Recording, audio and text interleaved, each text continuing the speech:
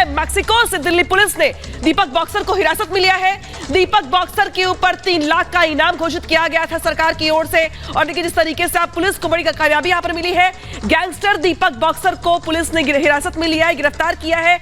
Mexico से गिरफ्तारी हुई है। दरअसल जिस तरीके से FBI की मदद से दिल्ली पुलिस ने यह बड़ी सफलता हासिल की है, अब यहां पे दीपक बॉक्सर पुलिस की हिरासत में है।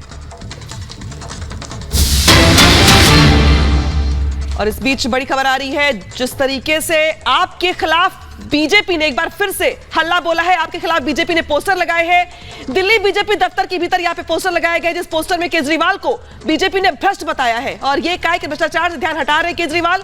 लिहाजा अब ये जो पोस्टर वॉर है दिल्ली में, वो लगातार देखने को मिल रहा है। पहले भी हमने तस्वीरें देखी थी पोस्टर की, जहां पर बीजेपी की ओर से और आपकी ओर से पोस्टर वॉर चल रहा था। तो इस बीच बड़ी खबर यहां पर यह भी आ गई कि बीजेपी ने एक और पोस्टर लगाया है और इस पोस्टर में केजरीवाल को भ्रष्ट बताया गया है और यह कहा गया है कि केजरीवाल भ्रष्टाचार को बढ़ावा दे रहे हैं, संरक्षण दे रहे हैं। तो देखिए जिस तरीके से केजरीवाल की ओर से, तो देखिए केजरीवाल को बीजेपी तस्वीर सामने आ गई है।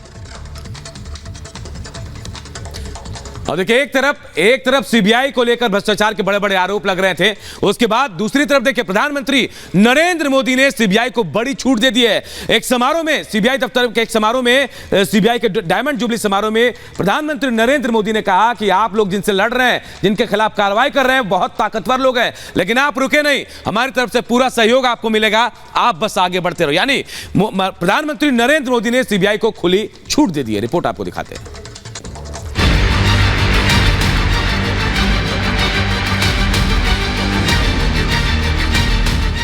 सीबीआई को प्रधानमंत्री मोदी का संदेश साफ है कि भ्रष्टाचार चाहे कितना रसूख वाला हो, चाहे कितना ताकतवर हो, भ्रष्टाचार पर प्रहार लगातार हो। करप्शन के लिए छिड़ी जंग में सीबीआई को कहीं भी हिचकने और रुकने की जरूरत नहीं है। लेकिन मुख्य रूप से सीबीआई की जिम्मेदारी भ्रष्टाचार से देश को मुक्त करने की है। भ्रष्टाचार कोई सामान्य अपराध नहीं होता।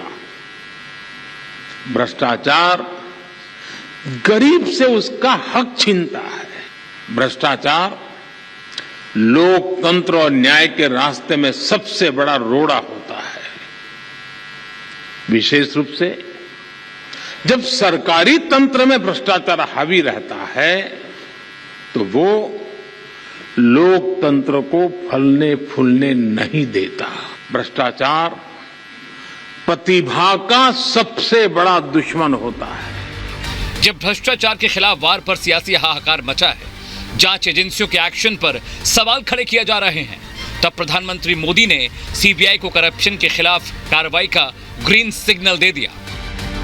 पीएम दिल्ली के विज्ञान भवन में आयोजित सीबीआई की डायमंड जुबली कार्यक्रम में थे, जहां उन्होंने सीबीआई के 6 दशक के सफर और आगे आने वाली चुनौतियों को लेकर बात की और देश को बताया कि सीबीआई न्याय का ब्रांड कैसे बना। सीबीआई पर बहुत बड़ी जिम्मेदारी है। साथियों, पिछले 6 दशकों में सीबीआई ने मल्टी डायमेंशनल और मल्टी डिसिप्लिनरी जांच एजेंसी के तौर पर अपनी पहचान बनाई है। आज सीबीआई का दायरा काफी बड़ा हो चुका है। सिर्फ इतना ही नहीं, सीबीआई की डायमंड जुबली कार्यक्रम में पीएम मोदी ने भाई भतीजावाद पर भी कड़ा प्रहार किया और भ्रष्टाचार की वजह भी भाई भतीजावाद को बताई।